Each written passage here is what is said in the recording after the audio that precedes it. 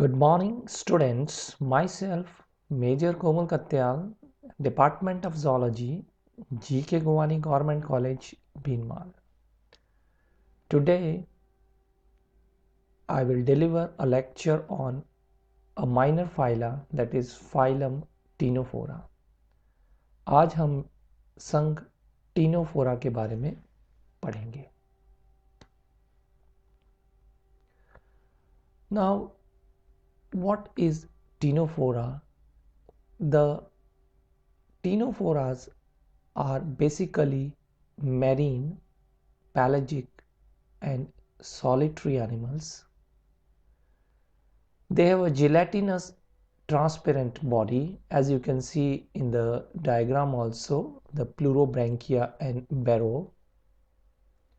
They are biradially symmetrical along the oral aboral axis. The body is comb-like with 8 ciliary plates for locomotion, and hence they are known as comb jellies, and popularly known as sea walnuts or comb jellies. Previously, the phylum Ctenophora was included in the coelentrates, or we can say along with the coelentrates under the phylum Coelentrata. After the division of animal kingdom, that is after the division of phylum Coelentrata into 3 different phyla, the Cnidaria, Ctenophora and the Porifera. So the Ctenophora are more or less like the coelentrates or the Cnidarians, more or less similar to the jellyfishes because of the jelly-like structures, but they have a comb-like 8 ciliary plates for locomotion. This is the main characteristic feature of ctenophores. The digestive system with a complex system of gastrovascular canals, and it terminates with an anal pore.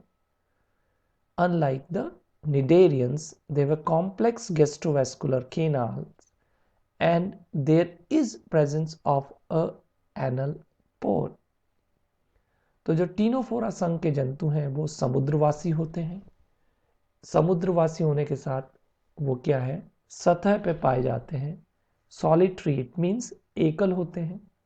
और जो शरीर है वो शरीर कैसा होता है इनका, बिल्कुल जेली के समान पारदर्शी शरीर होता है और उसको ओरल एब ओरल एक्सिस मतलब मुख अपमुख जो अक्ष है उसके अंदर हम इसको द्विअरीय सम्मिति इनके अंदर पाई जाती है और बिल्कुल कंघी के समान इनमें क्या होते हैं, 8 पक्षमायुक्त प्लेटें पाई जाती हैं जो वास्तव में इनके गमनांग होते हैं, जो समुद्री लहरों पे आराम से इनको तैरने में सहायता प्रदान करते हैं.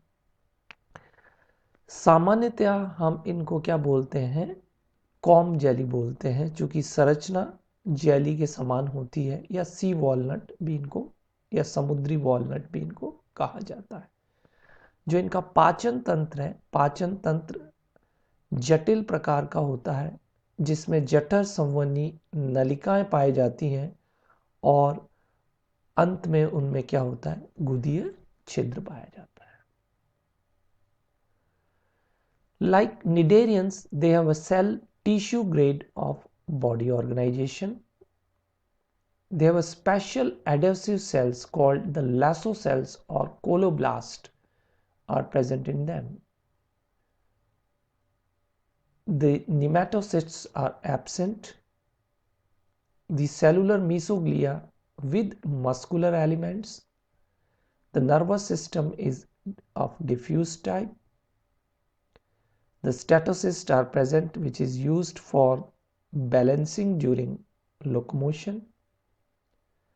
They are monoecious with gonads are ectodermal located on the walls of the gastric canals.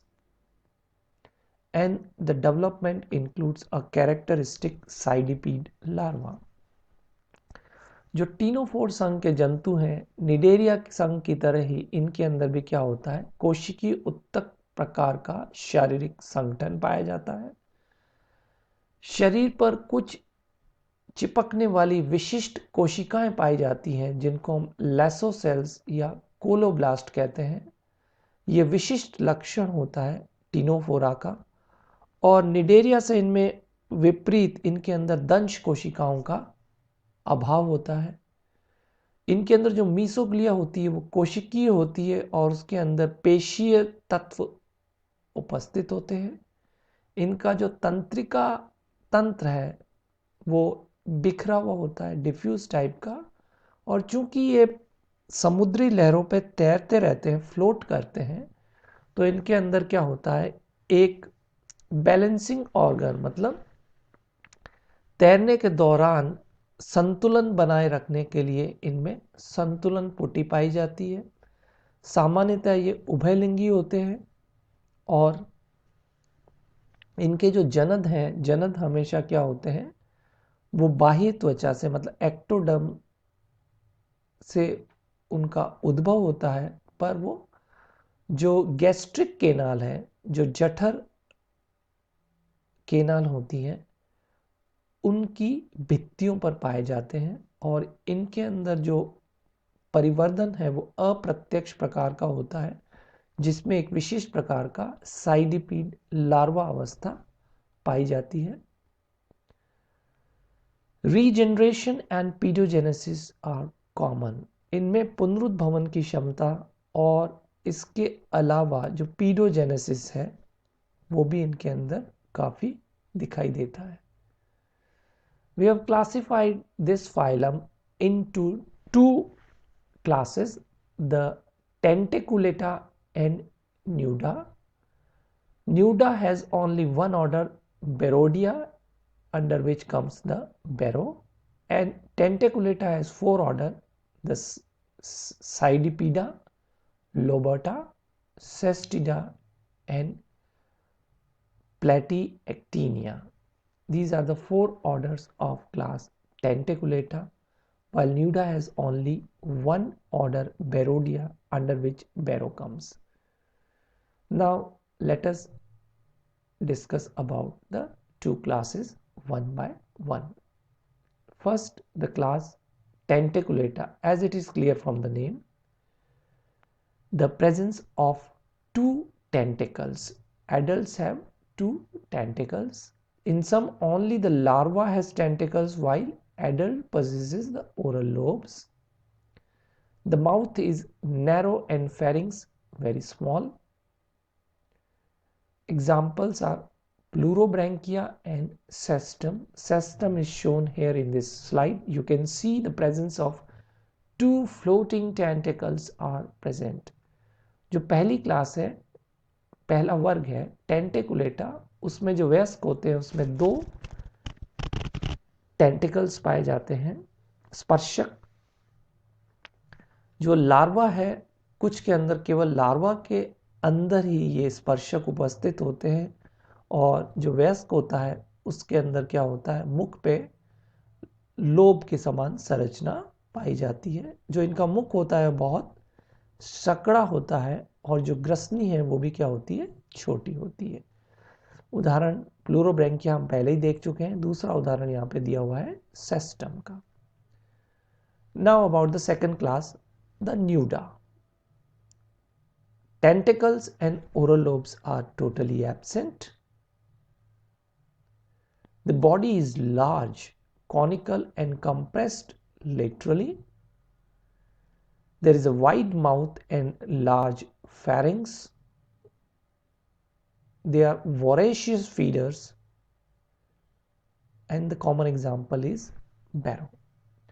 जो न्यूडा है, न्यूडा के अंदर क्या होता है, स्पर्शक और जो मुख पे जो लोब होते हैं, जो टेंटेकुलेटा के अंदर तो पाए जाते हैं पर न्यूडा के अंदर वो अनुपस्थित होते हैं। तो स्पर्शक और मुख पे लोब जो है उनका न्यूडा में अभाव होता है। शरीर इनका अपेक्षाकृत बड़ा, शंकुकार और पार्श्व से संपीड़ित होता है।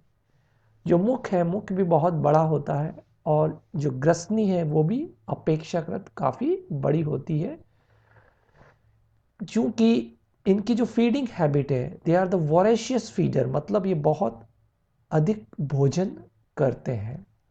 तो दोनों जो वर्ग हैं उनके अंदर आपको तीन यहाँ पे मैंने मुख्य लक्षण बताए हैं। एक के अंदर स्पर्शक, एक के अंदर स्पर्शक का अभाव, दूसरे के अंदर शरीर अपेक्षाकृत छोटा, एक के अंदर शरीर अपेक्षाकृत बड़ा और पार्श्वी संपीड़ित। पहले वर्ग टेंटिकुलेटा के अंदर जो मुख है वो छोटा और ग्रसनी भी छोटी, और न्यूडा के अंदर क्या है, मुख भी बड़ा होता है और ग्रसनी भी बहुत बड़ी होती है, जिसकी वजह से ये बहुत अधिक भोजन करते हैं। So this is all about this small phylum Ctenophora. Thank you.